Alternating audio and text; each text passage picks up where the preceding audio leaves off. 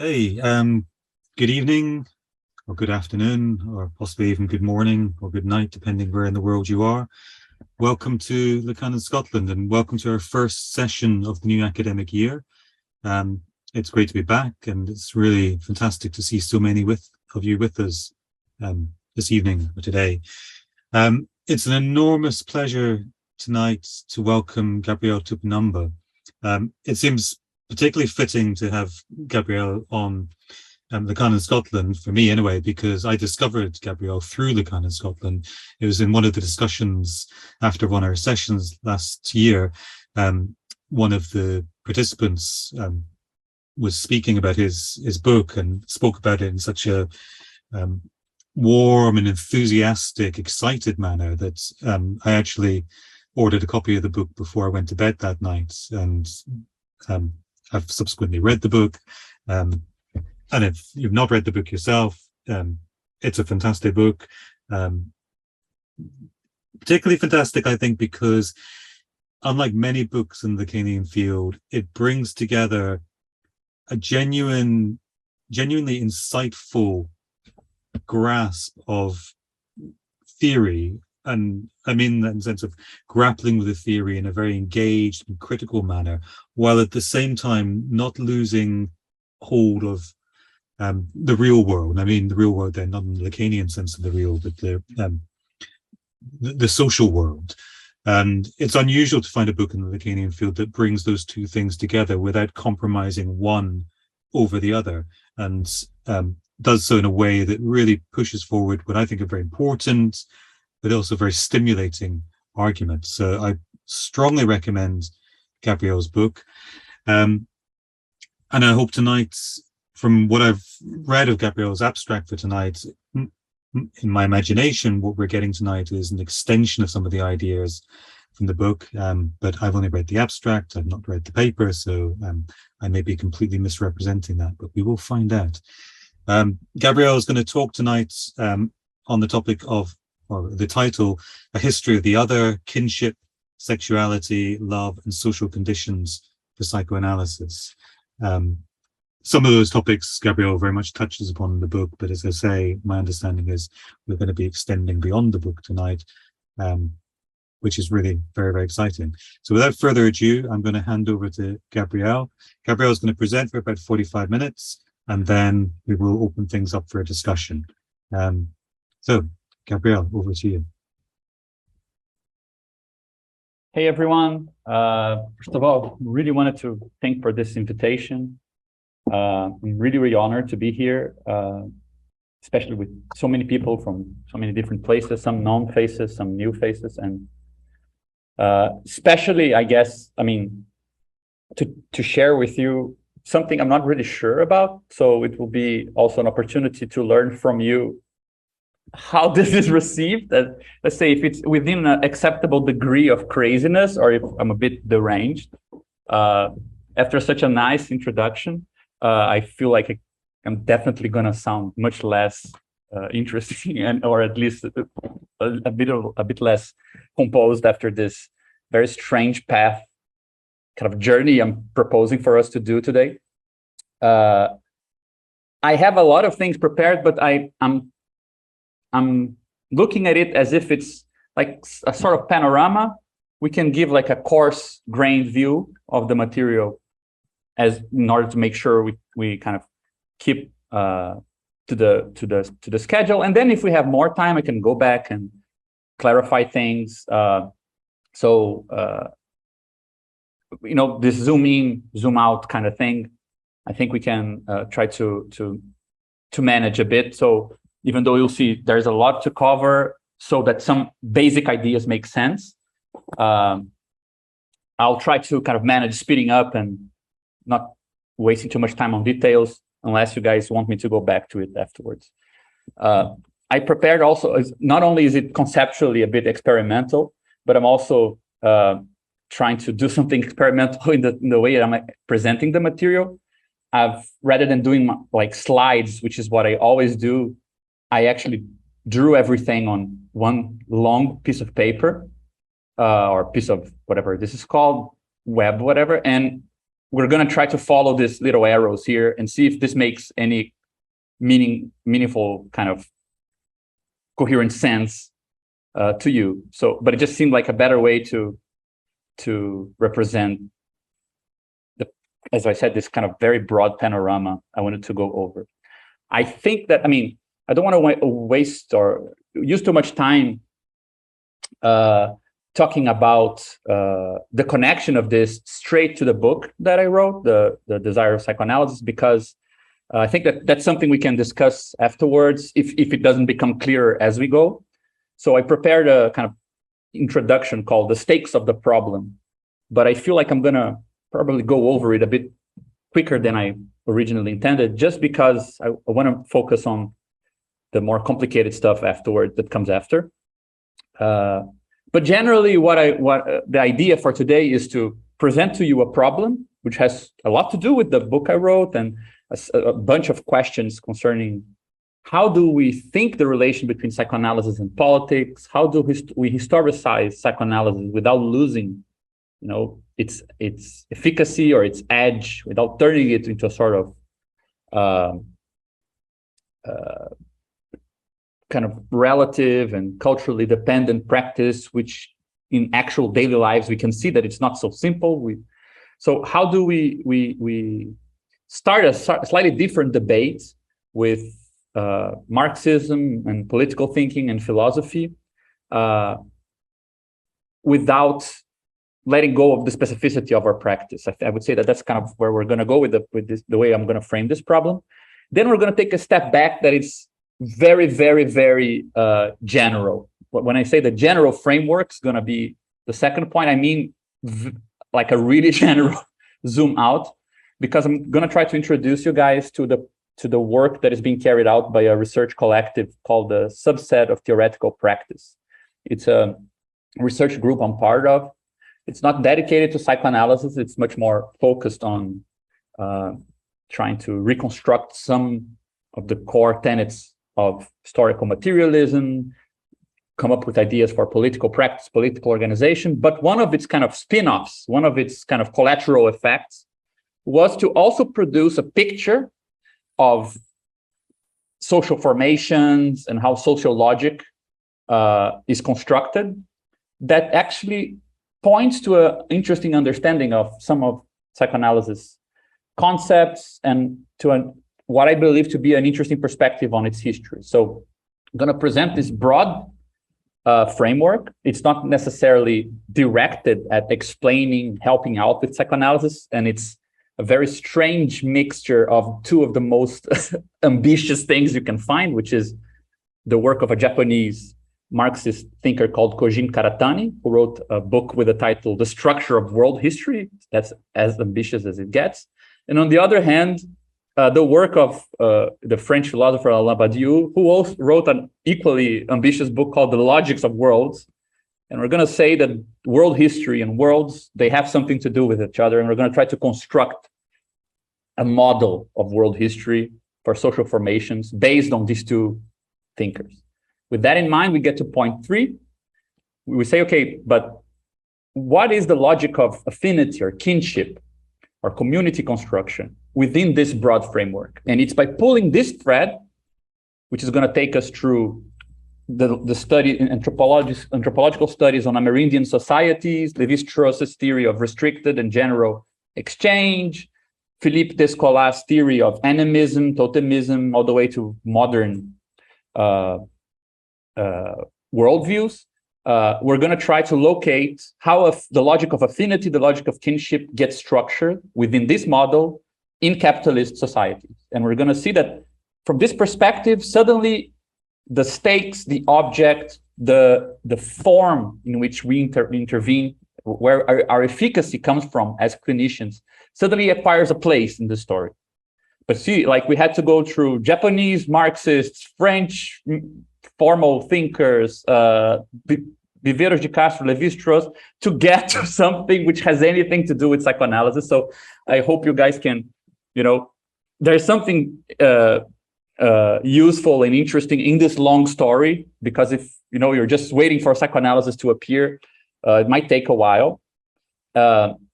And when it does appear, which is then the discussion of, okay, but how is kinship, how is affinity logic structured in capitalism? What sort of challenges this produces? What sort of particular forms of suffering this might lead to? When we start getting into psychoanalysis, we actually arrive at the place, sort of clearing where I'm currently in. I mean, I don't know. Those are the problems I want to answer. So I have no idea. So I'm already anticipating when we get to point 5, that's where, I mean, I hope we can use the tools I'm going to present to have a better, more informed discussion about these things, which I think are definitely open problems, not things that I can really sum up or kind of work through yet. So that's why it's a strange presentation after a book where I try to propose a call to something, to a slightly more concrete vision of how we actually operate in the clinical work, of not letting some real problems that come from economic dimensions, collective dimensions of psychoanalysis disappear under a more idealized view of our practice. Suddenly, the thing I have to say next is, okay, let's talk about Amerindian societies and some crazy mathematics. So, but that's what I have. So we're going to have to make do with that. Hopefully, it's at least eccentric enough to be mildly pleasurable. But as I said, my idea is to start, and I'm going to go very quickly over this. I'm not going to go into the details that I prepared, which is just to discuss a bit. Just find here the control so I can actually. I think I can draw on the screen, no?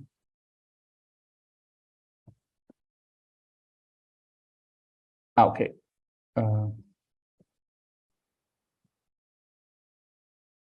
Yeah, okay. If I need to draw, I can use this.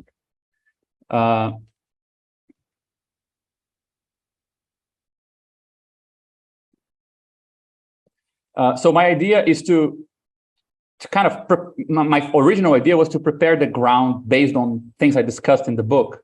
So for example, you'll find in the book a discussion regarding the logic of the signifier and a certain critique of its reach and a sort of effect of what I call the Lacanian ideology, which makes it hard for us to kind of what I'm just going to skip all the way to it. Makes it hard for us to deal with two things. One is the difficulty with knowing the limits of where our concepts apply in psychoanalysis. It can lead to something which is a kind of epistemological arrogance with regards to other fields. It's very hard for us to be in the learning, the student side of a relation with any other form of knowledge. You hear a mathematician speak and you think about how the subject is sutured by the consistency of mathematical discourse, but you learn nothing from learning about new mathematical structures, new ideas. There serves no purpose for us. You hear somebody talking about a political process, you can only hear about, the superego, group formations, the place of leadership. You can learn nothing from, what's happening in Iran, what happened in many protests like this. This doesn't give us any new insights into anything of our own field. So there is something about our relation to other fields which seems overdetermined by the very fact that some of our concepts seem to have unlimited reach. So I would say there's sort of synchronic problem, because here is psychoanalysis, here is some other field which already exists, let's say politics, and it seems like we are always in the position to go over there and say something. Well, but Lacan said that the Latus is like this, therefore capitalism structured like that. But if you read a book by a historian about transformations in capitalism, it rarely gives us anything to question in terms of our own practice, which is something weird. But it's a more synchronic, lateral problem, let's say, with, let's say, recognizing some type of limit and also some type of otherness with regards to other fields. But there's also a sort of internal problem, which is also a more diachronic problem, which is the hardship to deal with novelty. Not novelty in the sense of, let's say, the subjective transformations our patients go through, but how do we even conceptualize transformations to our own practice? So then it's more a case of something like a diachronic thing, where we have psychoanalysis here, psychoanalysis today, and we want to know what would need to happen so that we might arrive at a new moment in time where we have a new psychoanalysis. What what would this entail? What could happen to clinical practice? What could we listen to that would lead us to say, holy crap, this is something we don't know how to deal with? And how can we tell when it is our problem because we are, let's say, in a strange anachronistic position with regards to the times, and when it is the world that is changing in any meaningful, profound way? How can we tell those two things apart? How can we tell apart if we're becoming an elitist practice that only manages to treat a certain small sample of people due to our own shortcomings, or if it is people themselves around the world that are changing how they are subjectively structured? So again, how can we tell novelty apart when it comes to, let's say, more structural transformation? So it's a more temporal dimension here, right? And my point is that this thing I called Lacanian ideology in the book, which has to do with the difficulty of knowing the historical limits of our concepts and our strategies and practical tools. Well, when I don't know the limit of something's reach, we also don't know how to go beyond that reach, because we simply assume there is no limits to be overcome. We're already there, right? Nothing gets in the way of learning something new as much as thinking you already know everything. So I'm not going to go into, a bunch of different things I wanted to show in terms of examples where this is relevant. I was just going to give you an example of how transference is a good kind of concrete example of these two problems. So the difficulty of accounting for different types of transferential settings. I could give you some examples of, we can talk about this later on. Or, as we were talking about here, the existence of new things we need to do to keep up with the forms of transference throughout history. So things change. Well, transference might be affected in some way. How do we tell these things apart? So, but I'm not going to go into this. Just going to focus on this question, which I think is the one that sets the stakes of the problem I want to talk to you guys about. So how do we develop a new articulation between psychoanalysis and politics beyond this general idea of what I'm calling a Lacanian ideology? So I think the clearest, if you guys had any contact with the book I wrote, I think this question makes more sense. It kind of clearly departs from the end of the book, which is more critical of this and not so bold. But hopefully we can get back to this if you guys feel like it's not motivated enough as a question as we go along. So to answer that question, it seems to me that we need a couple of things. First, we need to be able to include psychoanalysis in history, in the sense of giving it, conditioning it, giving it a common background to all other social practices that are part of the same kind of social structure.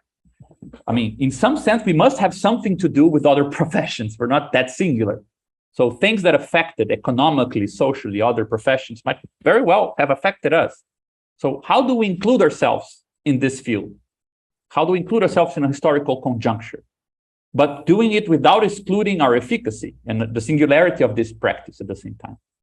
At the same time, we want to be able to transit between fields. So we want to be able to say things about, well, if psychoanalysis is like this, then this says something interesting about what militants should think about or how politics could go about, but without collapsing the difference between the two fields, as if we know better than people who are organizing in different places in the world what could happen through their organization, right?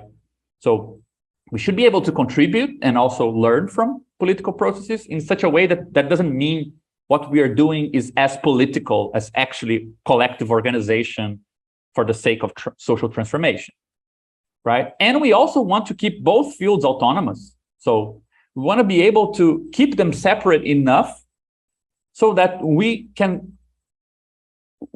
don't really hide our open problems by using some other fields, jargon or concepts. So, for example, we don't know how to solve problems. We don't know how to further something about our theory. And then we say, well, but it's more democratic and it's more interestingly politically speaking to have a theory that is open and inconsistent. This way, no totalitarian leader can emerge. Like, yeah, you're kind of using very serious political speech to kind of put some justifications on top of a problem you don't know how to solve. So how can we use these connections, use this embedding of psychoanalysis in a larger framework to make our problems clearer for ourselves, and not to hide these problems under another layer of meaning, another layer of justifications and things like that. We want to have more tools to deal with more problems. We don't want to make those problems disappear because we explain them away. So I'd say this is kind of the general, very broad motivation for what I'm going to talk to you today about, and why I feel like you need to step back so much in order to do so, right? So to give you I'm going to go really quickly here because I'm supposing that it's not of direct interest to you guys. I mean, I did write down a bunch of stuff you're going to see on the screen, but we're not going to stop to discuss. But I'm just assuming that it's not exactly what you're interested in, but I can, again, go back to it if you guys are as excited about it as I am when you realize what this can do. But this general framework, the basis of how I see a solution to these problems, like how the path I see we can take to find a possible solution, or the basic conceptual tools that are helping me to do this, are coming through this particular collective here. It's called a subset of theoretical practice. You can actually find us online very easily. Just write theoreticalpractice.com. We meet every Monday. It's an open research group. It brings together anthropologists, militants, mathematicians, philosophers, and so on. And our main task, our main idea of the group, is actually not focused on psychoanalysis at all. Our main concern is to rethink the connection between political organization and political economy. So it's kind of a bit away from what we're going to be discussing here today. The sort of thing we're interested in is thinking, how can we have a conceptual grammar that makes for a more smooth transition between when we talk about political action. So when we are concerned with what are we going to do, how we're going to do it, who is going to do it, and in which form, which are more punctual, local activities, and how do we assess the consequences of this for a large-scale social structure. So how do we account for effectivity of political action, political intervention, things like this, right? We also want to have more structural tools to talk about problems in the life of militants, because organizing also causes discontent, suffering, anxiety, creates actually objective problems that you need to work to kind of deal with, but which are not the effect of any enemy force. It's just the effect of actual organization. Plus, we also want a better framework to understand contemporary capitalism, of course, but one that leaves space for these two things as well. We want to be able to think about the efficacy of our political actions, for the sort of iatrogenic problems of organizing, the problems we create for ourselves by producing more equal spaces of organization, by desiring some things which we don't have kind of a compass on how to deal with them. So we want these three things to kind of be developed together, right? So this kind of motivation of this research group brought us to the work of Kojin Karatani, this Japanese Marxist, who has been developing for many, many years this theory, which is called a theory of the modes of intercourse. In English, it's usually translated as exchange, but the word exchange is a bit overdetermined. When we talk about exchange, we usually think exchange between human actors. While intercourse suggests something, for example, if you have like a metabolic intercourse between humans and nature, between some material flow and some social system, that's a kind of intercourse. It's a broader, vaguer term. So since his theory is not meant to just describe how humans interact, but also how humans interact with forces of nature or whatever, we usually adopt this alternative translation here. So it's a very broad theory, but Karatani tries to do something which is in line with a certain Marxist trend, rather than making a more kind of diachronic distinction between social forms. So we have like primitive communism, then we have like states formations, and then we have capitalist formations, like primitive communism, then you have like feudalist societies, then capitalist societies, and so on. He actually in line with other thinkers like Karl Polanyi has something like this as well. He tries to think of these social modes, social forms of intercourse as being superimposed. Every social formation has all of them happening at once, but they are mixed in different ways, right? So he divides 4 modes: mode A, B, C, and D. Mode D is not really used in constructing anything in his book. It's actually pointing forward to how socialism would be constructed. That's why we're not going to use it here. As we go along, you're going to see that there are better reasons why we're not going to use this today, but just so I can justify cutting it off for today. Now, why Karatani calls this a transcendental theory, which is one of the ways he begins the book. It's because each one of these modes, they don't represent actual things in the world. They represent logics that when you mix them together, you constitute particular social objects, social institutions, social behavior. So each one, they're kind of quite recognizable as logic. So the first one, the mode A, is the logic that is based on reciprocity, gift exchange, the construction of communitarian rules, systems based on honor, collectives which usually have the form of families or communities. And in modernity, this will appear as the form of the nation. Mode B is based on the idea of plunder and the redistribution, or taxation and offering of protection, right? Domination and protection. Usually takes the form of state laws, contracts, and so on. Usually has a lot to do, the power comes from the monopoly of violence.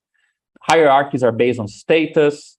And usually it is a higher order logic, which is not between families, but between communities, like dominated communities and dominant communities. And in modernity, but not only, you have the form of empires and states, right? And mode C, it is based on commodity exchange, so the exchange of goods based on the fact that they're equivalent in some sense. It takes the form of the value form, the commodity form. It's usually based on world economies, international transactions, and it has a power that comes from the very particular asymmetry of monetary transactions. It's not based on honor or status, the way it forms groups. Its hierarchies are hierarchies of class. And in the modern form is the form of capital, right? So Karatani defines this tree and says, look, every social formation tends to have these 3 logics inside of them. They're just composed in different ways. So for example, as we're going to see in a bit, you'll see that you can have, let's say, a society where mode A is the dominant one. It blocks the appearance of mode B, but communities interact with communities that are far away through commodity exchange, right? For example, what is called silent trade, where it's actually an exchange of equivalents, no gift, nothing acquires the form of gifts, but something is exchanged. And once he presents these 3 logics, he sets up some rules to how they work. So the first rule, which is already implied in what I was saying, is that each mode relies on the others for consistency. So there couldn't be a world of pure reciprocity. Because if you take reciprocity far enough, you create a paradox, which is the paradox of sacrifice, where the more I burn or lose something, the more I gain power over you. And it also leads to the negative form of reciprocity, which is war, where we're actually still exchanging, still gift exchanging, but in a negative, destructive form. So you need other logics to make this consistent. The same goes for mode B, where you have paradoxes like the paradox of sovereignty, of somebody who is both inside the law, but also outside of it. And if you take the law far enough, in the very name of the law, you can undo the law, which would be like a social revolution, like a political revolution. And again, mode C also has the paradox of unemployment. The more you employ people, the more people are unemployed because of this asymmetry in the way labor power is consumed. And this can lead to the negative form of value, which is the logic of crisis. It's still a logic, it's still functioning, but in a negative sense.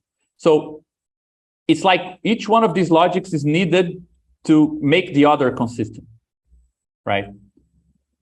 So every social object is a composite of these 3 modes. And we will call the dominant mode the one that is responsible for synthesizing the largest part of the social world. So if I get to see, or if most of the world appears when I consider it under the mode of value, more things have value, more things are connected in terms of their value than they are connected in terms of their properties or in terms of the families that own them or use them. Well, then I will say that value is the dominating logic in that world. We get to see what makes it cohere the most if we adopt the point of view of commodities. Whereas if I adopt the point of view of, families, kinship, the world actually might look smaller, or many of the decisions that are being made in that world might seem difficult to understand. Vice versa, you can have a world where the dominant logic is the logic of reciprocity or affinity in kinship. And many decisions will sound anti-economic from the standpoint of commodity and value if you don't know that most of the world is structured from this other logic, right?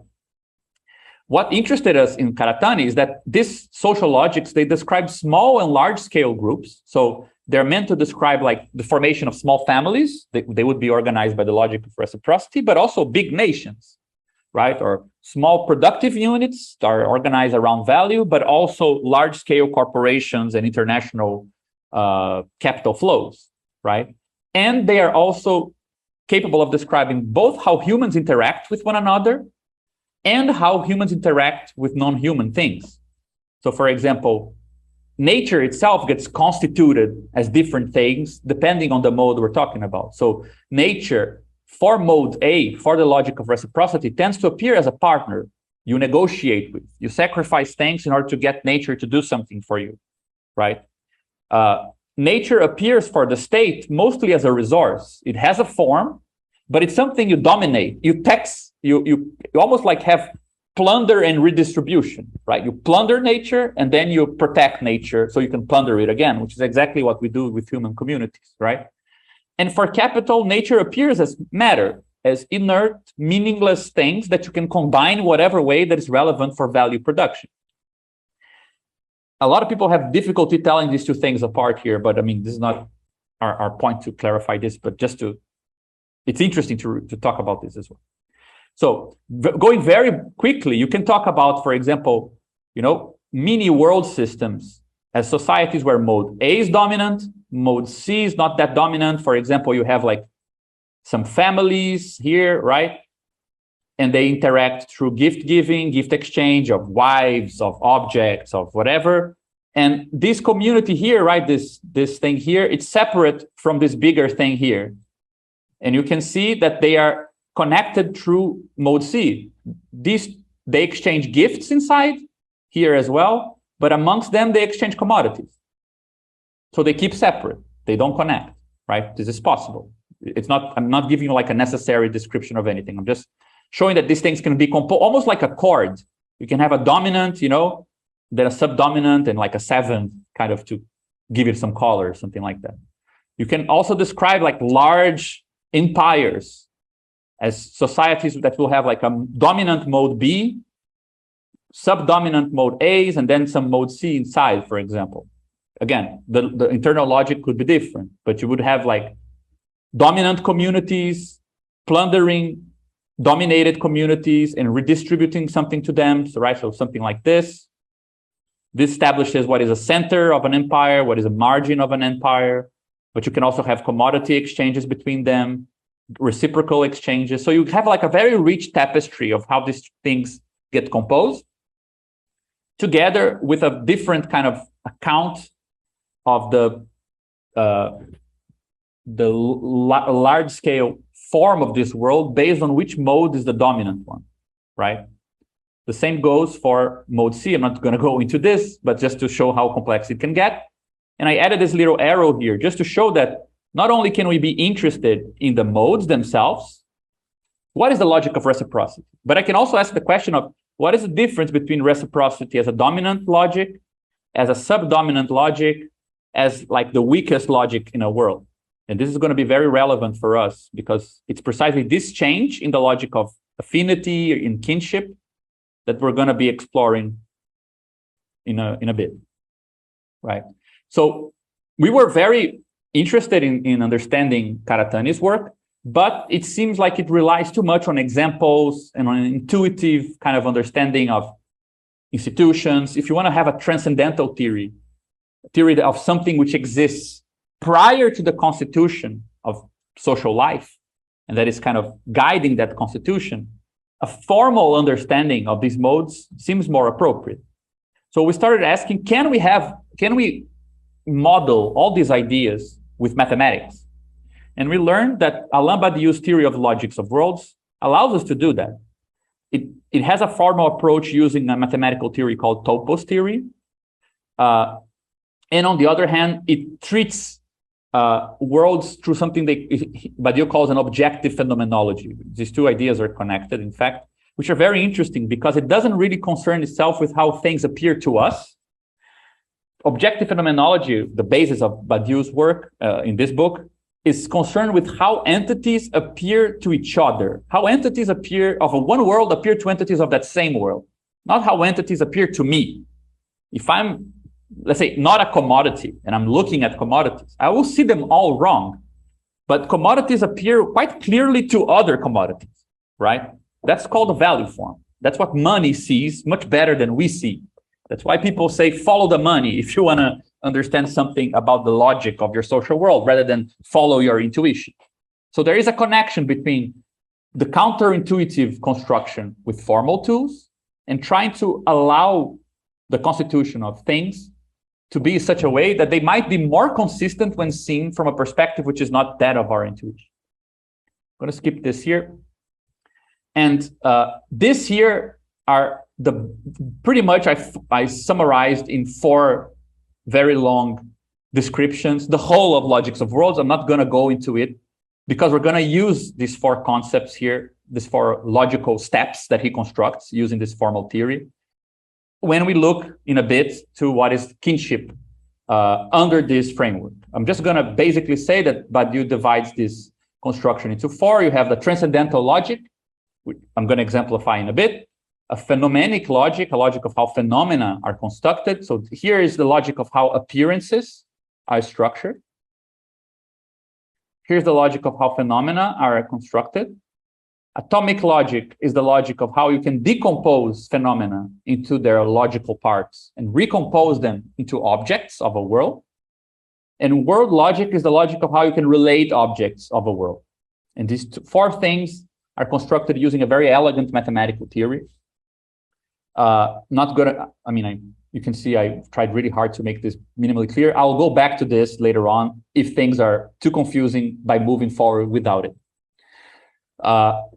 So what did we do? We got that Karatani theory that I showed you guys with the modes. We got this very crazy formal mathematical theory of worlds that Badiou developed, and we created something called the multi-layered social world theory. Why multi-layered? Because we treat each mode that Karatani develops as what we call a sub-transcendental, meaning it's part of what makes up the transcendental structure of our world, this constitutive formal basis. But you cannot do it only with one of them, right? But as I told you guys, we don't want to distinguish this by going to our intuition of what affinity or reciprocity is, or what commodity exchange is, and exemplifying it with already constituted objects and relations. We want to formally derive them. And what was really nice about this work is that we managed to show that you can extract the logic of each one of these modes by looking into the type of logic that this formal structure can have. So we know that there are 3 basic logical types, right? Classical logic, which is the logic which pretty much is the true or false logic, right? The classical one we learned as Aristotelian logic and so on. But we can also have an intuitionistic logic, which is the logic where I not only have true or false, but I also have values in between, right? So something can be true, can be false, or it can be more or less true or more or less false, right? And I can have paraconsistent logic, where I can have true, false, and both true and false, like a paradox or a contradiction. Right? Well, we managed to show in our work that you can derive the properties of each of these modes without never having defined them sociologically, simply by changing the logic of the structure that Badiou was working with. If your world is intuitionistic, it will look like a capitalist world of value. If it's classical, it will look like a state logic of property. And if it is paraconsistent, it will look like a gift logic of reciprocity. I'm not going to go into this right now, because though I think this helps with the intuition of the difference between these logics, I'm just going to leave it for now. I'm going to return to it anyway as we move a bit forward. And this is pretty much how you bind these whole things. You have a world, and it's composed of a paraconsistent transcendental structure, a classical, and an intuitionistic. And the combination of these three things in different ways makes up the objects that belong to a social world. So, for example, it's quite recognizable. For example, I'm sitting in front of my computer now. If I tend to think about what's in front of me in intuitionistic terms, I'll ask questions about the more or less. Are the parts of my computer more or less parts of the computer? Well, they are there, but I could sell them separately depending on if they have value or not. So they are more or less part of the computer depending on the value. But at the same time, they're all part of the computer insofar as it's all part of the property that I own, which is a component. So it's a classical. It's either mine or it's not mine. But then if I talk about the logic of gift, for example, if I give you my computer, if you borrow it, it's still mine, even though it's yours. So it's not mine, but it's mine. So these very simple logics actually correspond to this social logics more generally, right? And this is pretty much the general framework we've been working with to account now for what I'm going to start kind of funneling into the main point. So the claim I want to make, that I want to substantiate to you guys with all these very robust tools, is that psychoanalysis is an effect of the logic of mode A within capitalist worlds. So now this should, hopefully you guys can see, if it doesn't make sense with the very quick presentation I gave you, at least you see where we could go to find meaning to this statement. We're going to localize a social practice as being conditioned on how mode A, which is a paraconsistent logic based on reciprocity, affinity, kinship, how it is structured in a world that has mode C as its main logic, mode B, which state logic, supporting commodity and value structures, and then you get mode A inside of it. The transformations that this mode suffers inside this broader structure is what produces the sort of symptoms and the sort of places for intervention that psychoanalysis then worries about and can worry about, in the sense that we can be affected by this, right? But to make any concrete sense of this, we must be able to, first of all, to say what is the general logic of this transcendental mode A of affinity, kinship, and so on, and how is it affected by a world which has mode C for its dominant mode, right? A capitalist world. I didn't say this, but this is how we usually write a world. We write W for world, and then we write an upper script here, superscript with the either A, B, or C, depending on which one is the dominant one, right? So I'm going to go really quickly over this because, I mean, I'm quite excited about this. This is work that I'm doing with an anthropologist who's a friend of mine. But, I mean, every time I talk about it, I feel like people find it a bit more boring than I find. So I'm just going to go a bit quicker.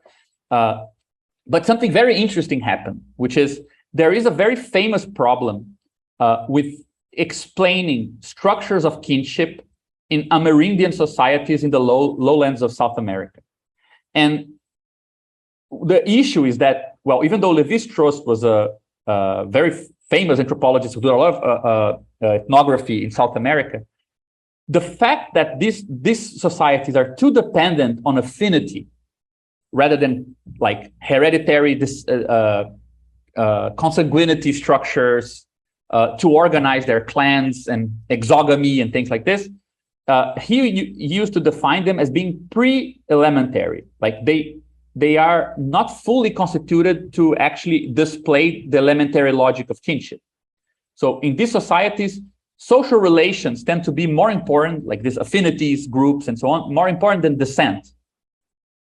The elementary structures, which are the ones that are the paradigmatic structures of kinship, are ones where these two things are combined, right? The famous atom of kinship, the elementary structures of kinship.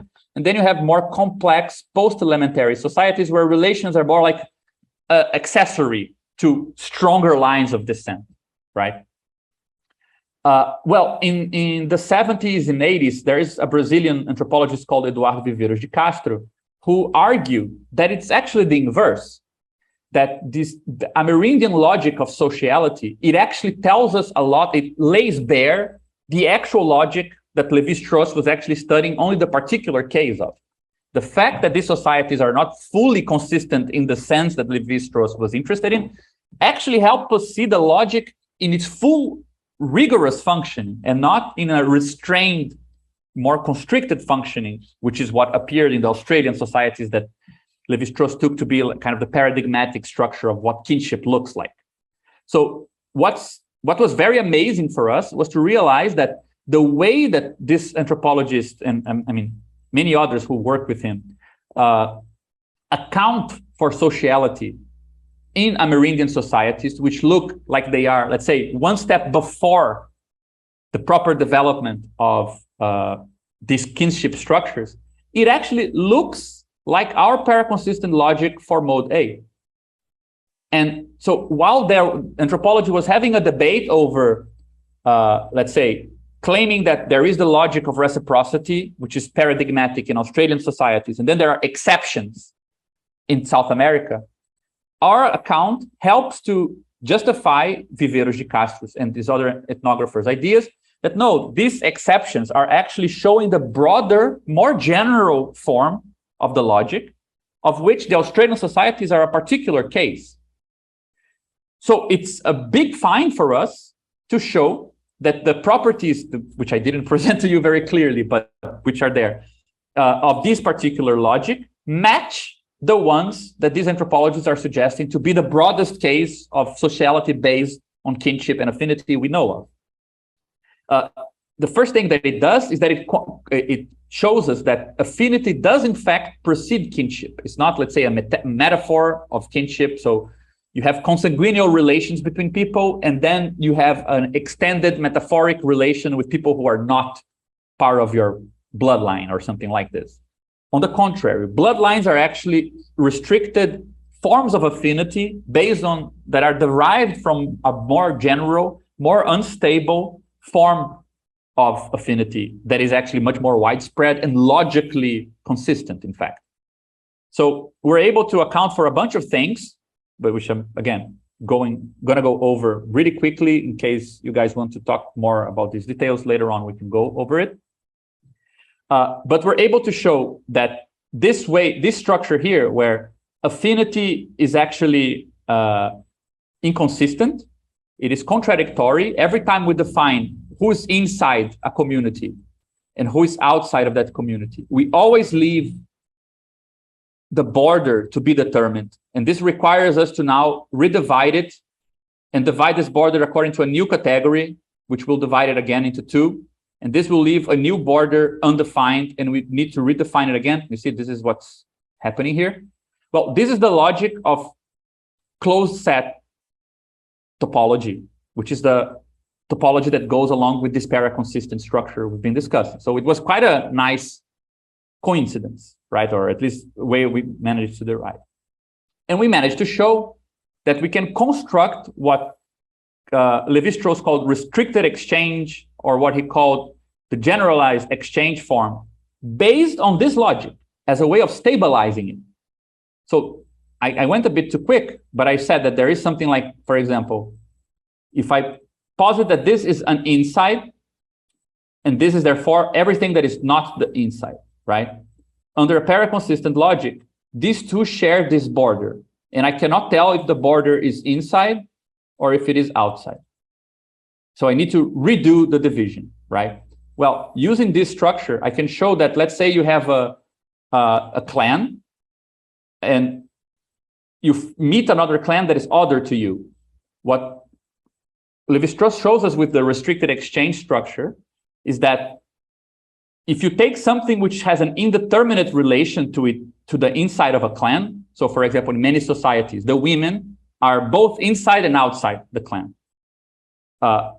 If a woman becomes an inside with another clan, that's why it's a maximum. Here, I skipped over the mathematics here, so it won't make sense to you guys. And the same is done with something which is indeterminate on the other clan. So another woman is exchanged, marries a man from the first clan. This will stabilize a relation of exteriority amongst the two clans. So they will be able to tell one another that they are outside of one another. So why am I showing you guys this? Because that very basic logic of inside, outside, and frontier that Lévi-Strauss was studying as if it was the exception to the case of kinship actually helped us to construct, as a particular attempt to stabilize, the things that came after that looked as the consistent structures of Lévi-Straussian anthropology. So there is an indeterminate relation that is stabilized by this person marrying this clan. This indeterminate relation is stabilized in this way, and therefore the relation between the two is stabilized in this way. And you can generalize this for as many groups as you want. This is what's called generalized exchange. And so we managed to move from the exception back into the rule as a continuity. So it just further confirms that this logic has something to add to this general thinking of reciprocity. We are onto something, right?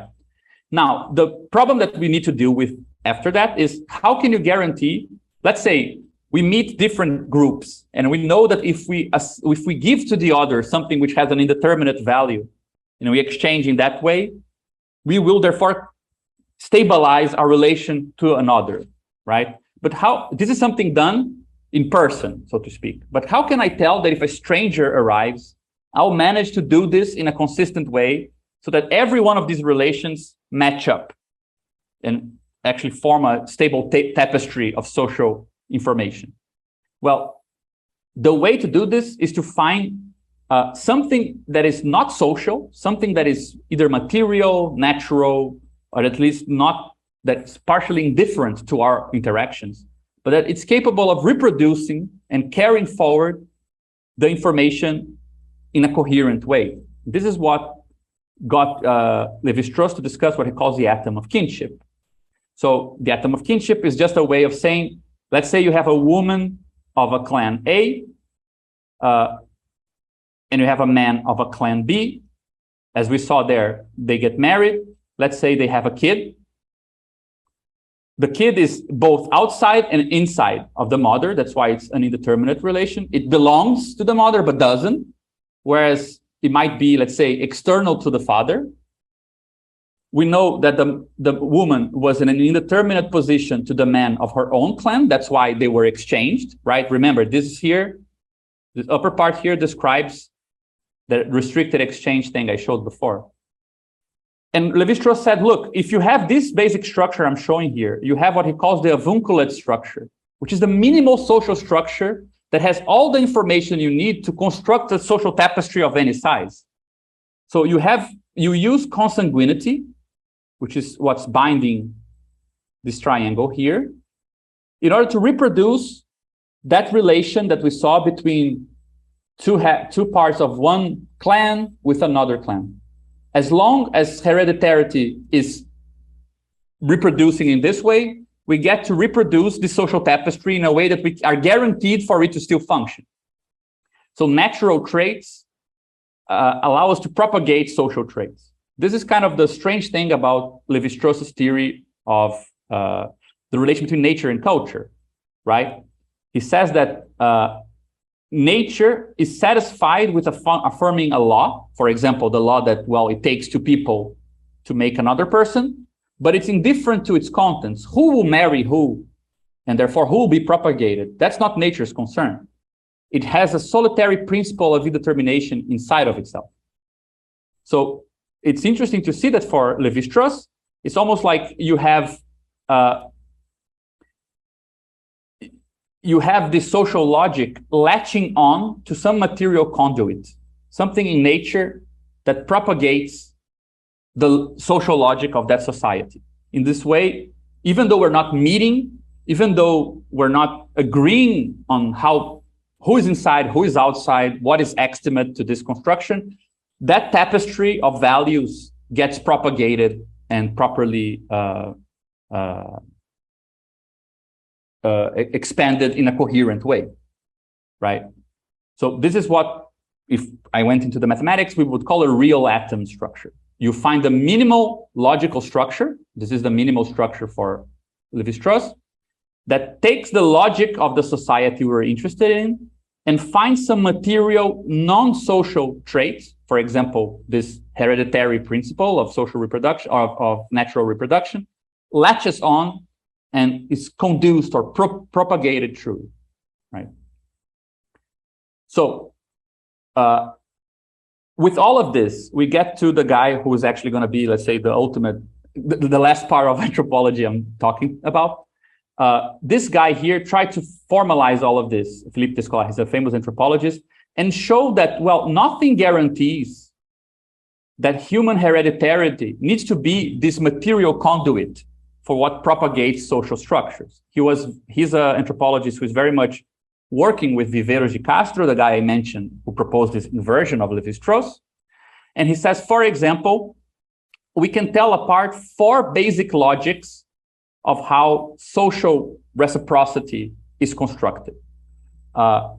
Animistic societies propagate their social traits in a certain way. Totemistic societies do it in another. Analogic societies do in another, and naturalistic societies do in another. So he divides, I'm not going to explain very well how he does this, but he pretty much, you can tell the 4 apart by the way they decide if the interiority and the physicality of beings are the same or if they're different. So for example, in animistic societies, everything has the same interior. Everything has a spirit, a soul, but everything has different bodies, right? So many things follow from this. For example, you have this classic property of animism that you treat nature as if it's a partner. It has an intention. It is a partner you can negotiate with. But you can also have very strange situations in Amerindian societies where, for example, I encounter a jaguar in the forest. And in my encounter, I realize that I am an animal and the jaguar is a human rather than the inverse. It can happen that perspectives are inverted because ultimately we have the same interiority. And if I am the prey and the jaguar is the predator, and usually humans are predators and other things are prey, if I find myself in the position of the prey, I might find myself at the mercy of a human. So they get to invert perspectives in this way. Now, they don't care so much for consanguinity, which is why before it looked for Lévi-Strauss as if they are not fully developed as kinship structures. But that's because the conduits, the material natural conduits for this social logic is not human hereditary traits, but for example, predator and prey dynamics, as I was saying.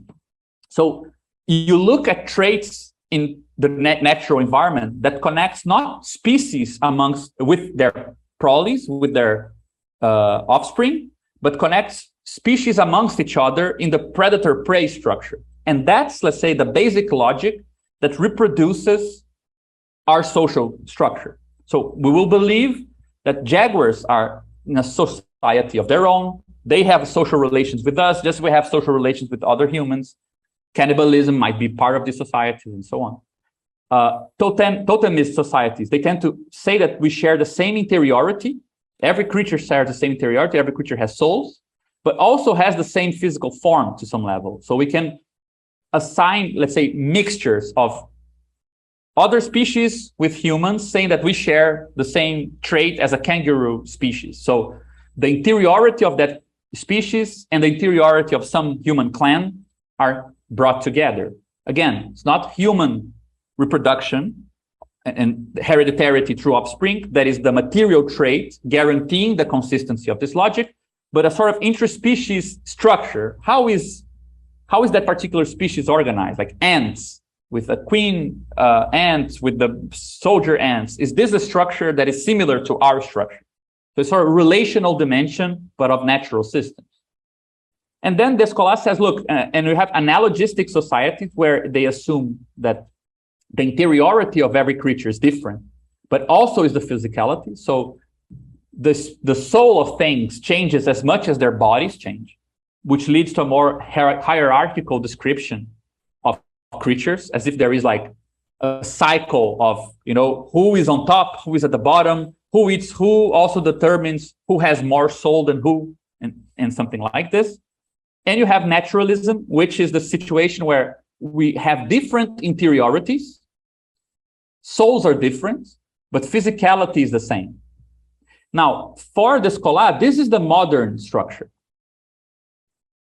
right? For example, we have the idea that people have different psychic lives, different cultures, but there's only one physics, there's only one science. Materially speaking, we're all made of the same things. So bodily differences are kind of circumstantial because ultimately everything is carbon, atoms, and so on. Culturally, there are differences. There is historical culture, right? But not historical nature in a certain sense, right? And then we need, in order to reproduce this logic, we need traits of human reproduction, which will maintain us as different from everything else, while at the same time saying we're the same physically speaking. So we tend to propagate the logic of this social form by finding natural or material traits that will not imply similar interiority, only similar physicality. DNA is like our new found glory because it suggests that we have a same physicality. Just by shifting some letters around, everyone's the same, whereas we're allowed to have different kind of separated interiorities, right? But there are two problems with this picture. Descola suggests that these are all kind of just options that might appear, depending on which traits these things latch onto. But analogic societies only emerge where a state emerges. So they're very common for Chinese, Mexican, big empires. They tend to see the world with this structure.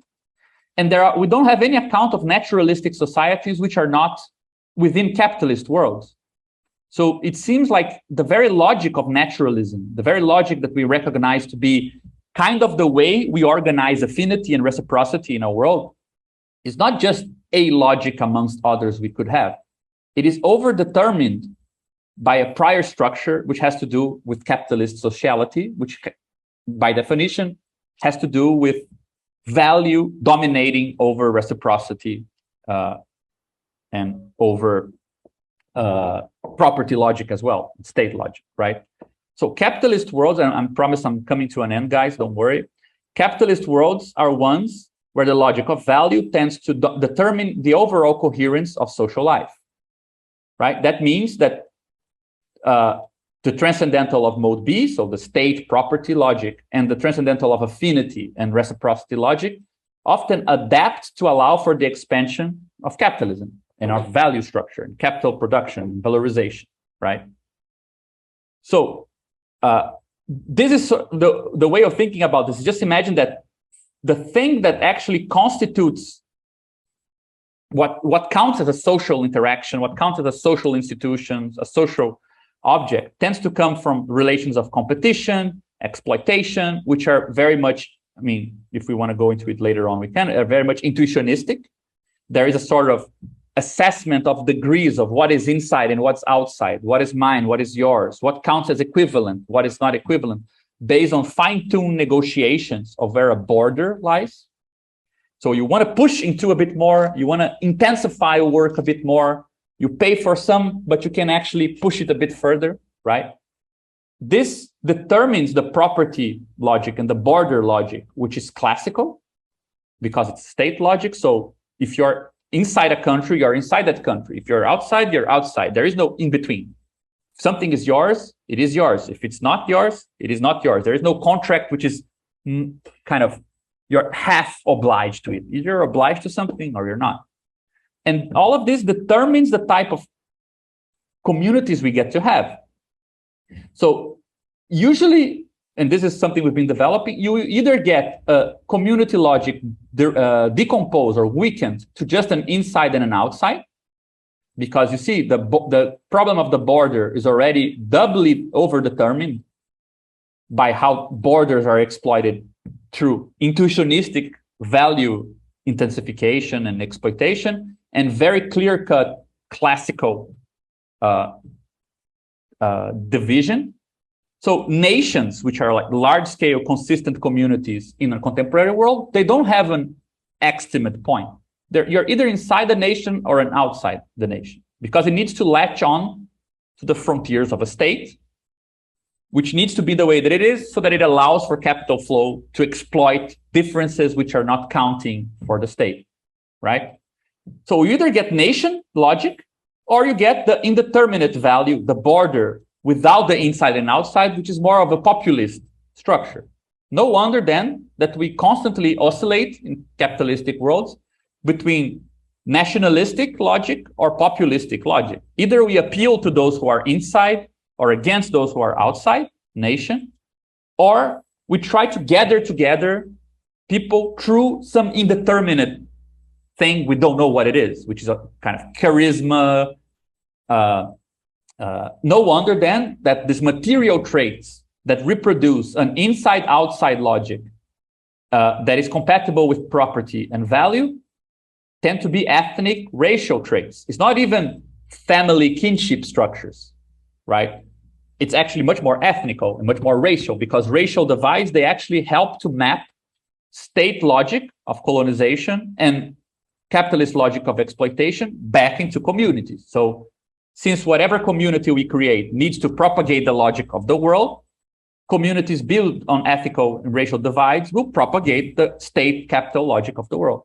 Whereas language, which is very much capable of propagating indeterminate ambiguities, tends to be the discursive basis to propagate populistic ways of constructing groups, right?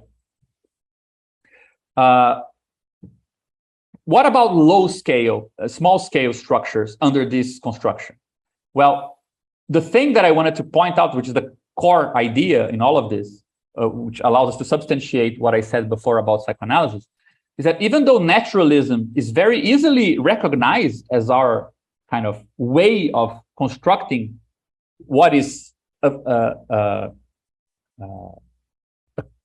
of the same group, what is different from a group, what is, at which level things can be similar, which is cultural, which levels they're always going to be, one continuum matter, which is the physical level. Even though naturalism does seem very much with the modern kind of even philosophical point of view, it cannot constitute a worldly logic. So on the one hand, naturalism is the most adequate form of affinity for commodity production, because remember, naturalism implies that we have different interiors and same physicality. So for everyone to have different interiors, it's pretty much for everyone to be separate atomistic individuals. For everything to have the same physicality means to look at the whole world as if it is just some matter made of the same stuff. I can reshuffle it as I please. Well, that's very adequate to have people who see themselves as labor power and only connect as if they are atomic individuals, but work on the world as if it is an amorphous lump of stuff. On the other hand, naturalism is not adequate to capture and propagate the paradoxes of social extimacy. So on the one hand, what we call the nuclear family is smaller than what Lévi-Strauss called an atom of kinship. The idea that, let's say, you have a father, a mother, and a baby, what we call like the basic nuclear kind of unit, it has less structure than you need to be able to form a tapestry of kinship in a world and build a more consistent logic based on it. That's why Lévi-Strauss added the uncle here, with whom you don't have the same type of relations that you have with your mother and your father. right? You see, you have an exterior relation with your father, an indeterminate relationship with your mother, but you're of the same family of your uncle, even though you're not directly related to him and he's not one of your parents. So there was somebody who was a bit of a stranger. I'm simplifying here, but just to give you an idea of what was at stake. It's like the basic family unit in the atom of kinship. It models the position of a stranger who is nevertheless part of your family, right? And there's no place for this in what we call naturalistic logic. Actually, there is no place for even saying that you are both inside and outside of your family, because you cannot share the interior with anyone, because interiors in naturalism are different. Everyone is a different psyche. So how could you ever have a maximal value of identity with somebody else in your family? You either don't have any, or you're indeterminate, you don't know, right? Not only this, but we see that the very logic of social reproduction through which humans are produced, cared for, introduced into the world, introduced into strangers, it doesn't appear, it's subsumed under the logic of contract. So marriage, responsibilities, which are legal responsibilities amongst this basic unit here, and commodity. After all, labor power is only possible, it only has viable value because there is unpaid labor done outside of the productive sphere. So that unpaid labor is hidden, you don't see it. So what you ultimately get is the idea that to be part of a kinship world, so that of a naturalistic kind of form, you need to leave the family.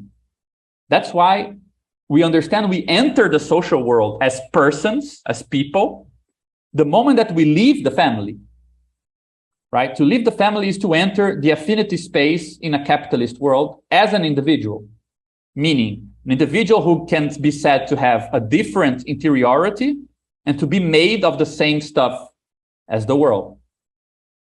So that's let's say what Althusser used to call the ideological apparatuses of the state. They're all based on making you consistent with the social fabric of a capitalist world, given that there is no structure of family possible that could stitch itself together as a separate world of kinship.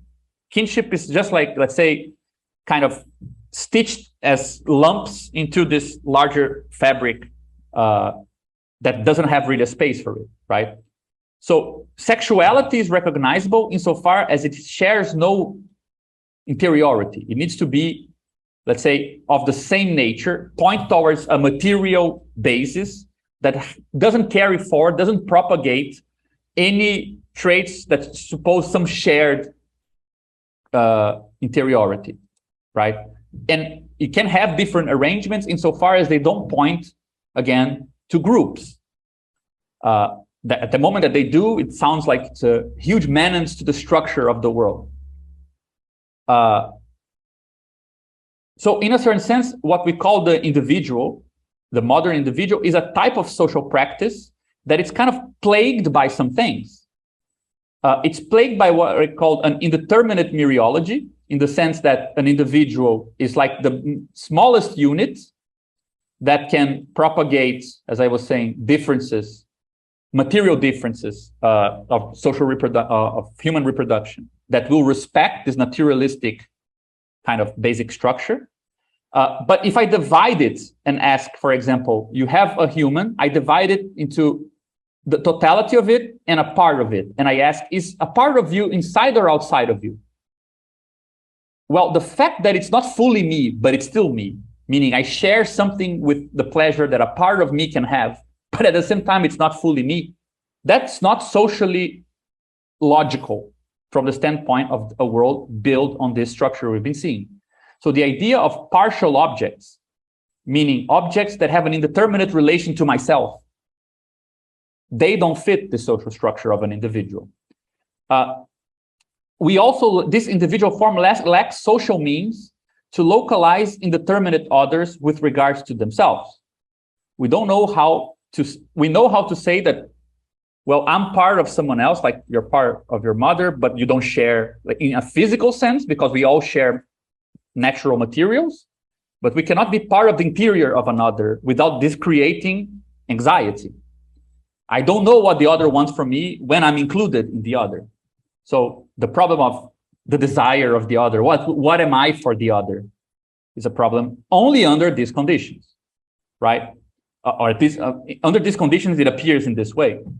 Plus, this third one here is more complicated to describe because it would require a bit of the mathematics, but the existence of physical differences that are below the individual level, so that appear at the level of your body, but that don't propagate the naturalistic division of different interiority and same materiality. That, for example, you start working in the way that someone else worked, like your body behaves. So you're connected, your interiority with that other interiority where you should be different, right? Something else seems to be enjoying through you, some other interiority which is not you. That also plagues this particular social form, right? So we can see, and this is kind of the whole basis of this, that what Lacan called the individual myth of the neurotic is actually the name for the social practice we developed to supplement the social fabric that doesn't have a place for these indeterminate constructions in order to compensate for the inconsistencies of this logic under a capitalist situation, right? This is a way, I mean, I don't hope to have convinced you guys. I just want to, like, as I told you, give you a crazy panorama so we can talk about it more. But this is an approach on how to give a historical account of how we could arrive at this sort of problems with parts of our own bodies, problems of not knowing what the other wants from us, even having an other that I don't know where to place, problems of seeing that there are differences that promote something about myself which is not myself, and not having the social means to deal with any of these things. This crazy adventure we just went through, giving this big panorama, allows us to give an historical account of these things. It doesn't require us to like espouse the theory of modern science disenchanted the world, therefore we're stuck with this. It doesn't require us to give any special role to our society, meaning it doesn't mean we are closer to the real. It just means we have very few social means to remain consistent as a capitalist society and account for this particular indeterminate impasses, where other societies have other solutions. They might have other impasses they have hard time with. These are the hard impasses we have to deal with, right? And it does all of this without ever having to talk about the decline of the father function or fetishize some particular trait of a bad historiography and then say that's the trait that went away and that's why we have these problems, right? I had some things to talk about more specific here about how we can derive a theory of identification from this, because with this logic of inside and outside and borders, on the one hand, we can see that this is a much broader logic than psychoanalysis actually uses. It applies much better to other fields. And it only appears the way it appears to us in the dealings of a subject and the other, and the hard time of finding where an otherness with no form appears in this negotiation with the other. That's a historically specific version of a much larger problem that is solved in many other ways by other societies and other places. At the same time, it's not so general that it accounts for everything. So we are able to distinguish the limits of this. State and capital logics are simply untouched by this problem. They appear elsewhere, they are conditioned by other things, and we intervene on them in other ways. So we both get to include psychoanalysis in a long history and accept that it cannot touch on everything, understand everything, reach everything, right? We can also see that the regular application of this logic is for group. In our case, is for groups. So inside, outside, and extimates actually apply for many societies, clans, small groups, large groups, nations, and so on. And the weird case, the special case, is when you need to apply it to the individual in the way that we do. And it's only in this special case that the indeterminate becomes without structure. Meaning, for example, if I talk about a social group and another social group, and I say that there is a part of this group that has an indeterminate relation to it, and therefore it's going to be married here. I can open this little bit and look what's inside and see that, okay, these people are shamans for this society. They are supposed to be hybrids. That's why they are the ones going there. I can look into the structure of something which counts as an extimate point. To be extimate is not to be without structure. Now, if instead of talking about a clan and a group of people here, I talk about a body, and I say that a part of the body counts as something real, something without place in the body, I cannot ask about its inside. It's like I went into the furthest zoom. I cannot further zoom in and find further structure. It looks like I went beyond the social world. But this is a particular case of this. This is where the logic is at home. This is the, let's say, weird case that we need to deal with, right? That's why I think that we're ultimately able to rethink what we call the real in psychoanalysis in terms of this whole logic and give it inner structure. Again, this definitely was not explained well in what I presented, but we could go as far as show with these formal tools that real differences that interrupt social consistency, that have no place, that are neither inside nor outside, that point to something indeterminate, that it's still to be determined, they are without structure relative to the social system they are part of. But they can also lead to new social logics, depending on how they get stitched to other things, right?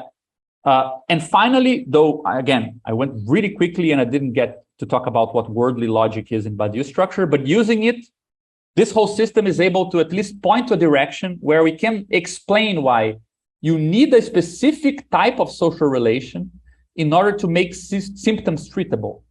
So you need to compose yourself with these indeterminate things, go into an indeterminate relation, almost as if we complete the atom of kinship, right? As if you have like the father, the mother, the baby, you have, this is exterior, this is indeterminate, and then you add the analyst here with whom you share a space which you call the analytic setting. And only because you supplement inconsistent kinship structure, you're able to actually touch on it and intervene on it and change something about it. Why you need to compose yourself in a way that's similar to the things you want to intervene upon might not have been clear from my presentation, but I can go back to this point if you're interested in. We can also explain why there are continuities between, for example, hybrid figures such as shamans. There are a lot of Brazilian authors who discuss the similarities between shamanic figures and analysts, in that you try to occupy this in-between place. But you can also account for the differences between symbolic efficacy in Levi-Straussian sense and analytic intervention in the Freudian sense due to changes in the world structure. One thing is to be an indeterminate figure in this logic, another is to be one in this logic. We can also account a bit better for why speech is the best known medium for analysis, because on the one hand, it can model many worlds, meaning it can supplement the social relations with things which are not part of the social world, like a phantasm, a fantasy, a construction, but it does so by binding you with other people, which implies that that becomes a social relation in itself. This part here, it's actually quite complicated formally to show, but I'm just gonna kind of bluff my way through it.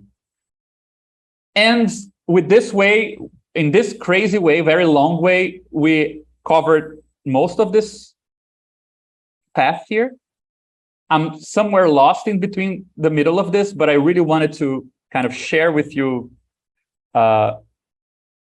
this kind of very crazy path I'm currently engaged with. Really thank you all for the patience of staying along for the ride, but also everyone at Lacan in Scotland for the invitation, knowing full well that I was going to present something strange. So I imagine that you guys have either questions or are partially annoyed. I'm happy to address both of those issues. So thank you very, very much.